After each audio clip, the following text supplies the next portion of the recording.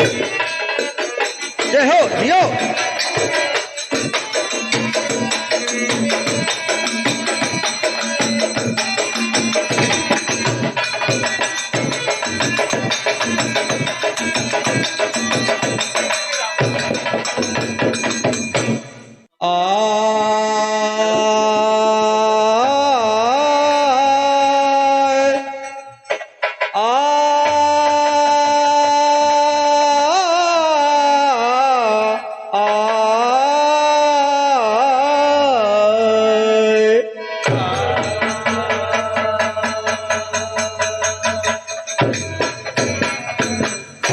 बुढ़ऊ बुढ़िया के समझाई,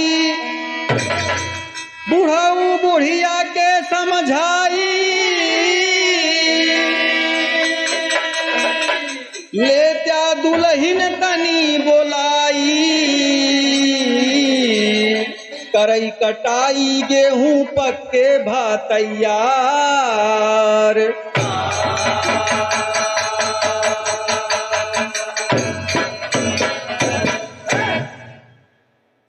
तमाम श्रोता बंधुओं को हृदय की गहराइयों से प्रणाम करता हूं। आप सबके बेहद मांग पर एक हास्य रस का विरहा प्रस्तुत है। ऐसी कोई बात नहीं होगी जिससे आप सबको शर्मिंदगी महसूस हो। भूपेंद्र यादव और पार्टी का ये आपसे वादा है। कहना है, एक बार की बात है बाबूजी, बुढ़ऊ के पास बुढ़िया पहुंच गई, कहीं जा पतोहिया का आन लिया बा, गेहूं पक्के तैयार हो गया बा, घरे कटाई शुरू हो जाए। बाबूजी आज बुढ़ऊ बुढ़िया का बात मान के रहियाई दिए। कवि ने टेरी का भाव दिया, अरे राम दुल्हनिया आनई बुढ़ऊ चले, हाँ दुल्हनिया आनई बुढ़ऊ चले, अरे एक दिन बड़े सवेरे बूढ़ा बोलिन बनिया, दुल्हनिया आनई बुढ़ऊ चले।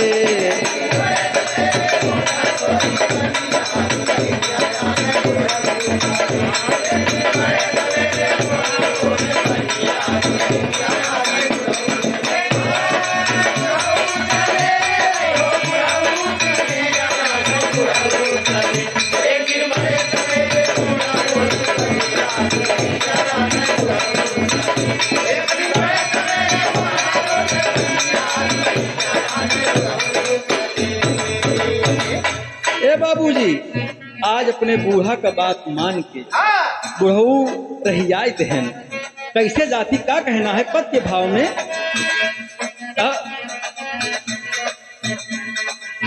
कहे लगी बुढ़िया बुढ़ऊ से, स्वामी माना बात हमार,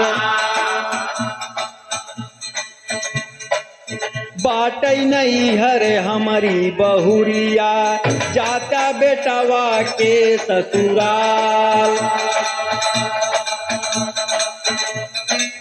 गौर करई बुढ़ावा अपने मन, बाढ़त बाटई कारोबार, घरवा का काम करे दुल्हनिया, बाहर देखबई खेती बार,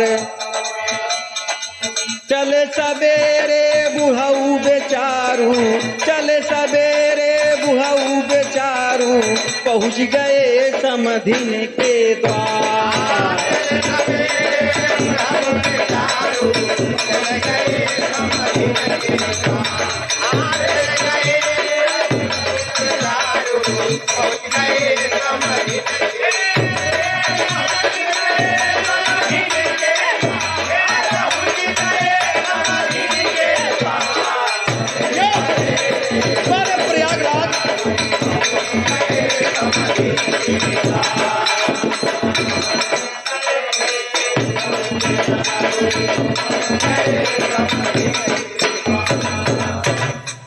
ए बाबूजी, बुढ़ऊ पूरा दाल लाठी लेहे एकदम रहियाई दहन, जाए के समझी के दुआरे पहुंच गए। अब मौके पे बाबूजी समझी गोसाई नाई यहाँ समझनियत भेटाई गए और और समधी गोसाई समझाई गा है कि आज बुढ़ौना आई या नहीं, बहाना कही दो बिट्टी के विदा बाबूजी पहुंच गए। अब समधी का कहा तहाई कन का हो के है घरे में। समधिनिया कह रहे हैं देखा समझीवा तनिक हमार दूसरे हिसाब से है, ओसी बोलू ओलू जिन पूरी बात इशारा में बताई दो। समधिनिया कहा ठीक है, सामने आई गई तो कहन का हो का हाल बा।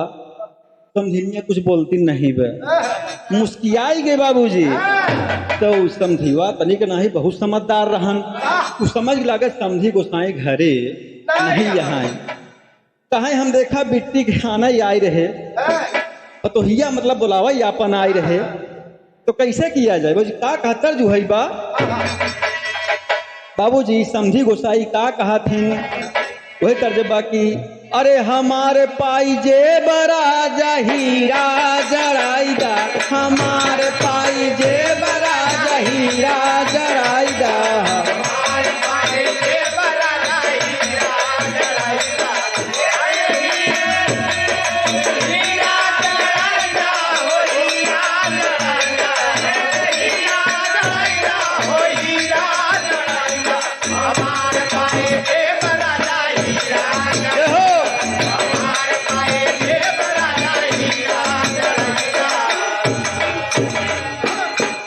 एका बाबूजी गावत रहे हैं वीर रस के सम्राट परम पूज्य गुरु बाबू रामदेव यादव जी।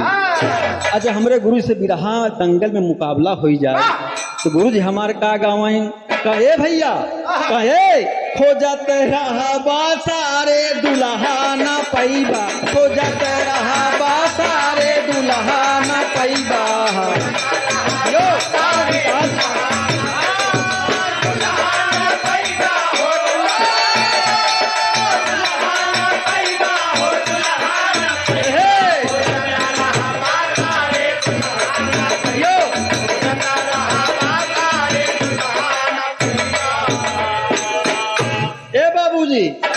इधर का होता है अब समधित बताए गा है कि समझीवा सार आई पक्का, लेकिन हम लोग बिट्टी का विदा न कर सारा बात इशारा में बताई दू। अब समझी लगा सोचे कहे तो उसी का बतियाई कुछ बोलती नहीं यहाँ, तो कहन तब कहन देखा हमार बुढ़िया हमसी कह के भेजे यहाँ कि जाता बिना पतो हुलिया आया। कहन तब समझी का कहता है वही कहीं हमारे बहुअर बुढ़ऊ जाके लियावा, हमारे बहुअर बुढ़ऊ जाके लियावा।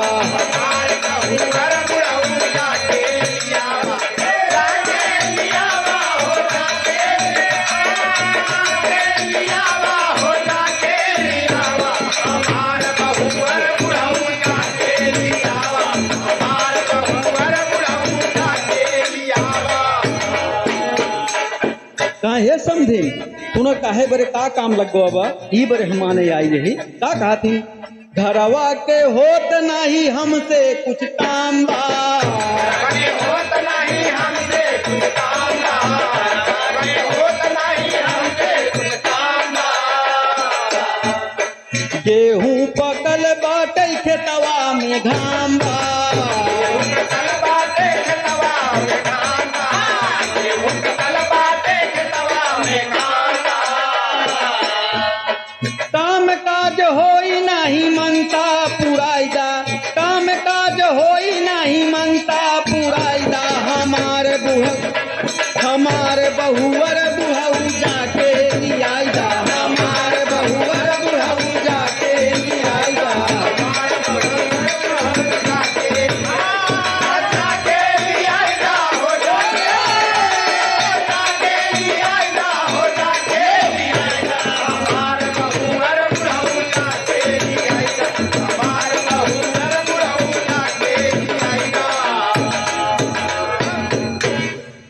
समझी गोसाई कहा कहां अब समझिनिया घूंघट मून के हल्का घूंघट उठाए के इशारा करती है कि भाई हमारे पति देव कहे आए समझीवा सार आई जरूर। अब बहुत सार चालू मनई बा ओसी बोलबे जी करू। जब घूंघट उठाए देहन तो कहने हबेंसी में का बतियाई अब इनसी का समझाई हम। कहन देखा समझिन गोसाई, हमार समस्या कौनो नहीं ने, पूरी समस्या हमारे दुल्हन का है। कहन मतलब कहन बूढ़ा कहे हैं हमसे, यही कहें का कहथिन कि पीड़ा बदन होला तबीयत खराब।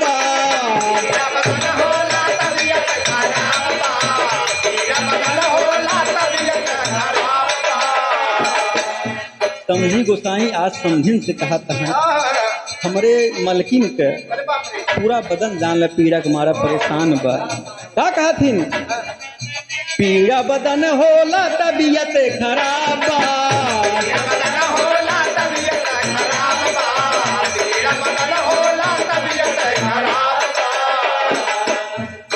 केहे ना दवाई कमाई हिसाब।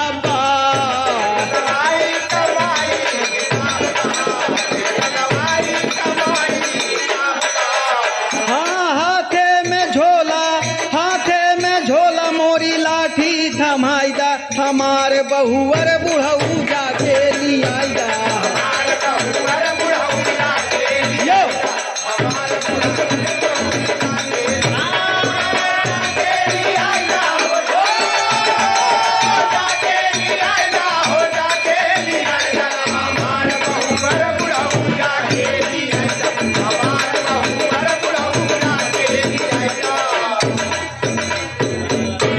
ए बाबूजी, समझी गोसाई अपन सारी कहानी घरे के बतावत हैं।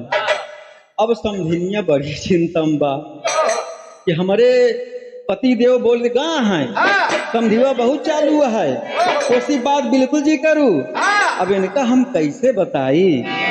वही बाबू समझिनिया का काम करती है, गमछा उठाई ले, लाठी उठाई ले। अब समझी सोचत हैं मारी ओरी काम का लाठी काहे बरे उठावती है। तो कहन लागत है हमार बात समझ है नहीं पावती है। कहन देखा ये मलकिन हमार सब देहे हैं, तू तनिको जी परेशान हुआ। बाबूजी का बताती उड़ान में कहना हुआ है। समझी गोसाई समझिन से बतावत है कि तू हमका लाठी गमछा जिंदा बुढ़िया हमार सब दई के हमका भेजे हैं। का कहथिन कि हाथे झोला काधे गमछा लाठी लेहन झुलाई। हाथे झोला काधे गमछा लाठी लेहन झुलाई। सिर पे पगड़ी बांधे बुढ़ऊ आज दिए रही आई हो। दुल्हनिया आनई बुढ़ऊ चले, अरे लोटा डोरी लिहले पियई बरे ऊपनिया। दुल्हनिया आनई बुढ़ऊ चले।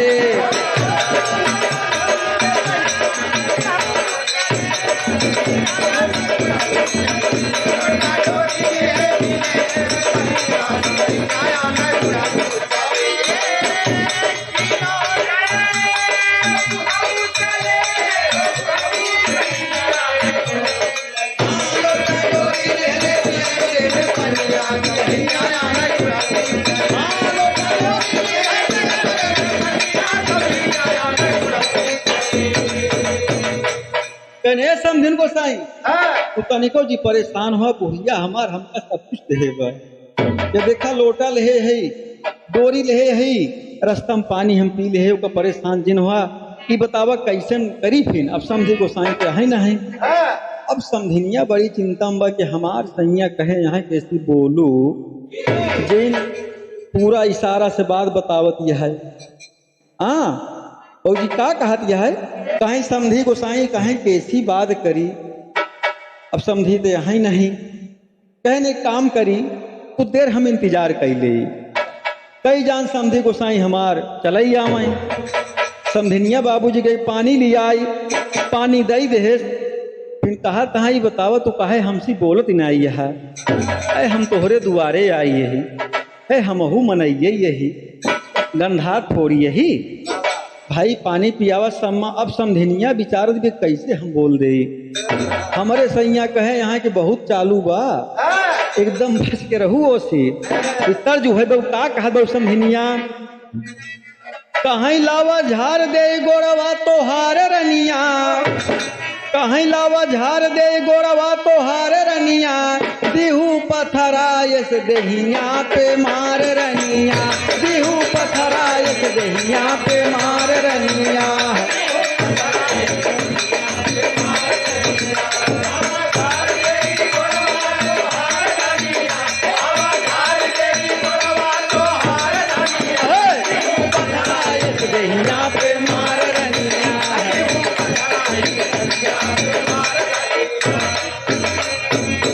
लगे रहो मास्टर। लेकिन समझीवा बड़ा चालू हिसाब बा बाबूजी, कहत है मौका बड़ा बढ़िया बा। समझी गोसाई घरे ना यहाँ समझिए तो है ये घर से कुछ का विचार करता है। समझी आई गईले समधिन के दुआर समधि, समझी आई गईले समधिन के दुआर समधि, आके घरवा में लूटा बहार समधि, आके घरवा में लूटा बहार समधि। यो विकास जब से मुन्ना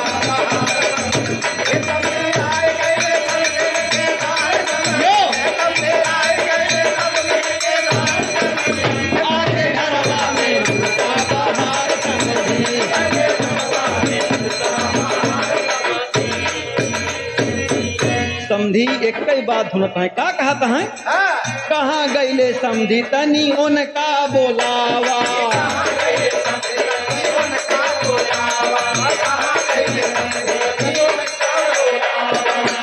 हाँ हमारी पतोहिया विदाई करवावा,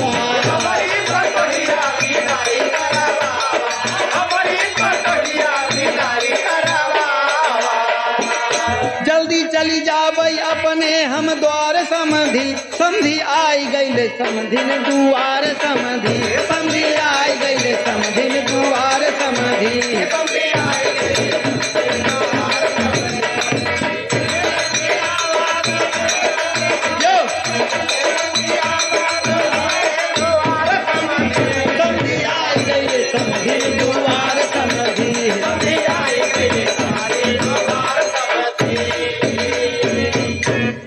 समधी बाबूजी तमाम प्रयास करत हैं, समधिनिया तनिको बोलता ही नहीं बा।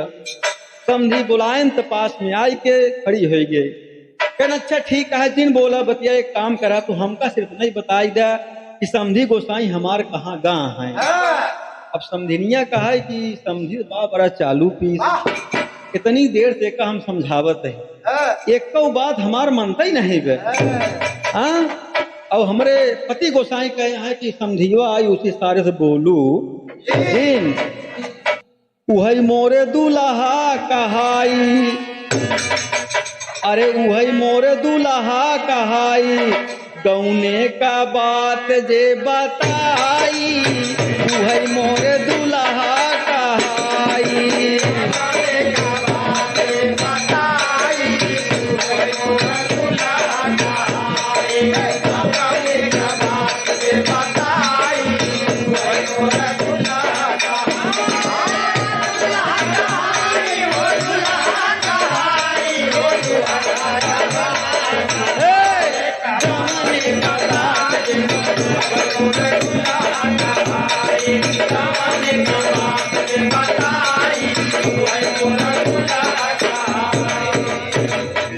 समझीवा और एक कई बात अपन धोते है।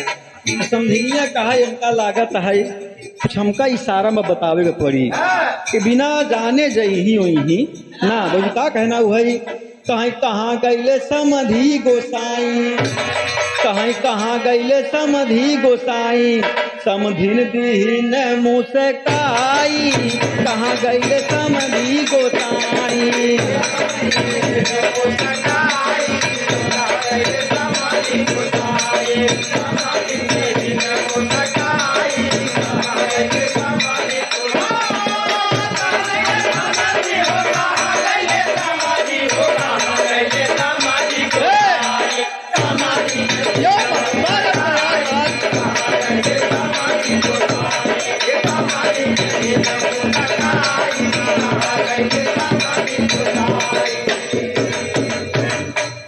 समधिन उठाइन पेटी कोट, अमून के चल दीन वहाँ वोट हो, कहाँ गए समधी गोसाई, गंगा पार समझ गए भाई, कहाँ गए समधी गोसाई।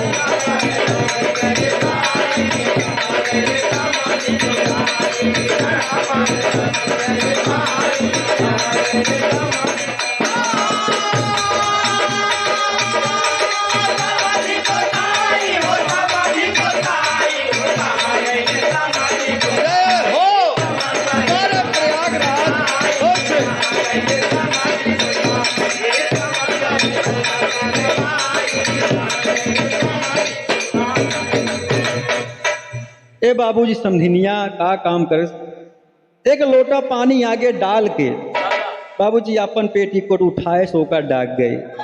अब समधिवा समझ गया, अच्छा समझ गए समधी हमार गाँव है गंगा वहां पार। समधिनिया कहे हैं इस समधिवा बड़ा चालू बा, इतनी देर से समझावत है ना समझ पाए। एक लोटा पानी डाय ओकर डाक कहे तो गंगा पार वहां पार का लगा है। कहन बा भाई बा, कहन का करेगा है। अब समझीवा बड़ा चालू, कहा हम पूरा जान ले भाई गंगा पार काहे पर आखिर में गा है। समधिनिया कहा अब कैसे बताई, गंगा वहां पार गा है एक बताई दे, पानी डाल के डाक गए, लेकिन आगे बात कैसे बताई काहे बड़े हुआ गा है।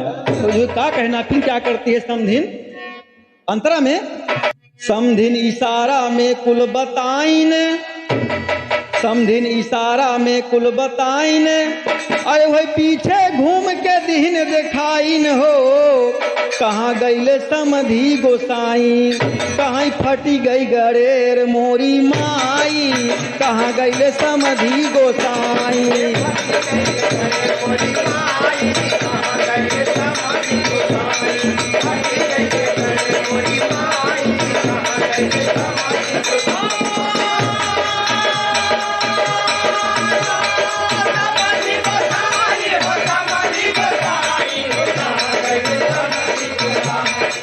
गई गरेर मोरी माई, बारे विकास दम से मुन्ना।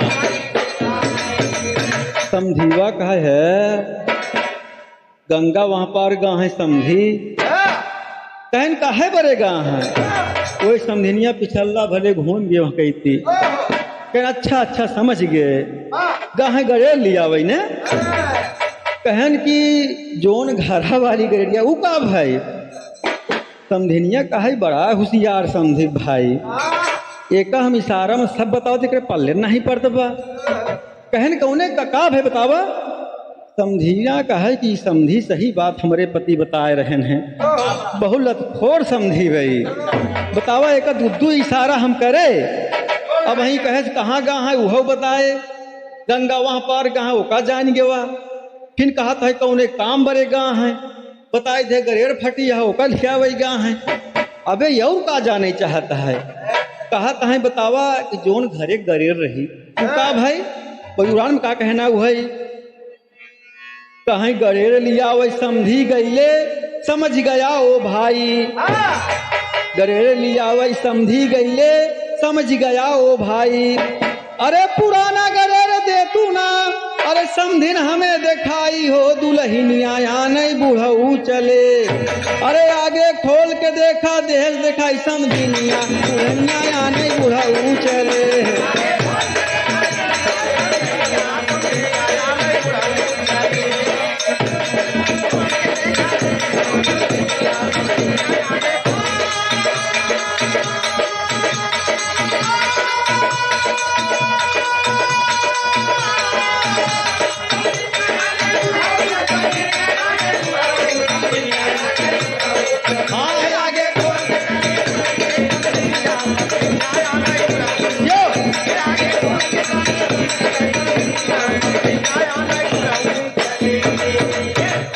बाबूजी समधिनिया एकदम गेट के सामने आई खड़ी हो गई, वही दरवाजा खोल के दिखाई दे। कहना अच्छा अच्छा समझ गया वही, यानी घरे का जोन गरेर बाऊ फट गई है, समझी गाँव है नवा लिया है। कहना हाँ हाँ, कहना काम करी हम चल जाए घरे।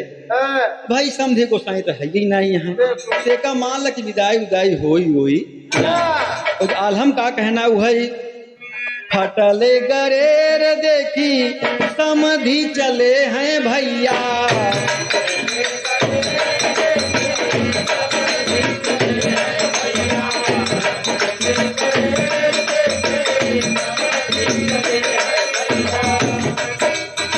उहर समधी घरवा पे अपने गईले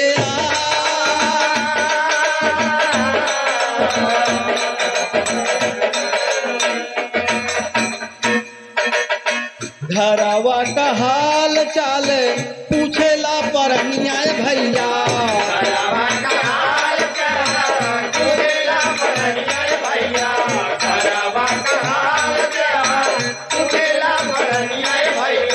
कहे दुलहिनिया नाही बोले ये कौदा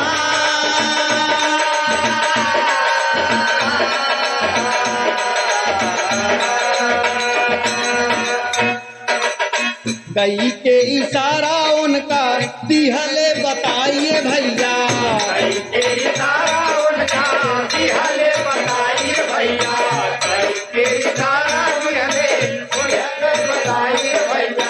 गंगा पर गईले गरेर लिया वही भाई।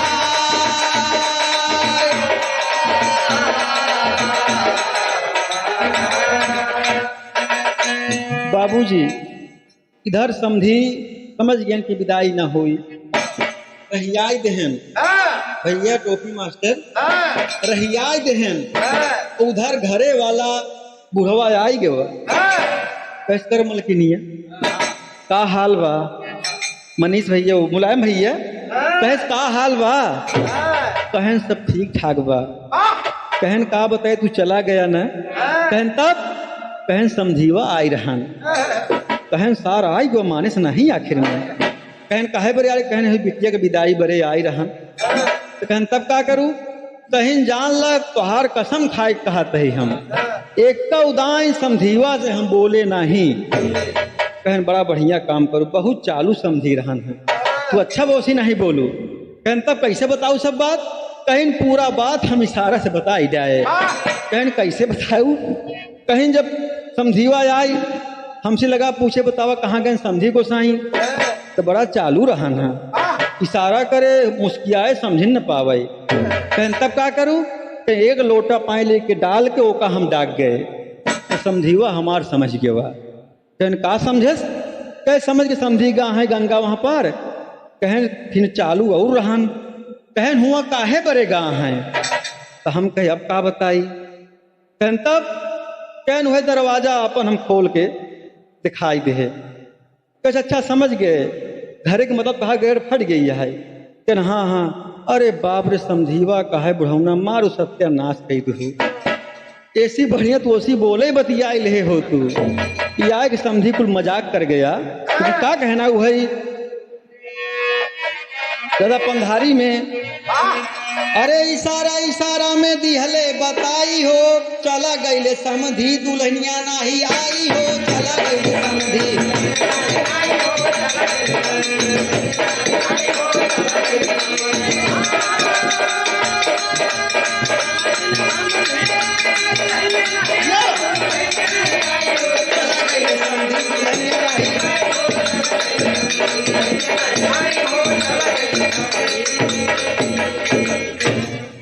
सुन करके बात बुढ़ऊ गईल न लजाई। ऐसी बढ़िया मुहवा से दे तू ना बताई। बाबूजी आज देखा एक नाजान बिना समझदारी पर चेक पढ़ा लिखा समझी गोसाई न आई रहन है। दुल्हन के सहूर नहीं सिखाई पाए। कहन तुम्हारो कुल नाश कर दो पूरे कुल को पगड़ी हमारे डुबाई दो। तू ऐसी बढ़िया समझीवा सारे तुझ बात बोली ले हो तू। कहन तुम तो कह रहा कि बहुत चालू है उसी बात जिन करूँ। अब हम तोहार सम्मान बचाए। कहन तू सम्मान रखू न लेकिन देखा पूरा मजाक एक समझीवा। क्या कहना बाबू जी भाई। सुन करके बात बुढ़ऊ गईले न लजाई। ऐसी बढ़िया मुहवा से दे तू ना बताई। अरे फाटल गरेर काहे दिहली देखाई हो। अरे फाटल गरेर काहे दिहली देखाई हो। चला गईले समधी दुल्हनिया नहीं आई हो। चला गईले समधी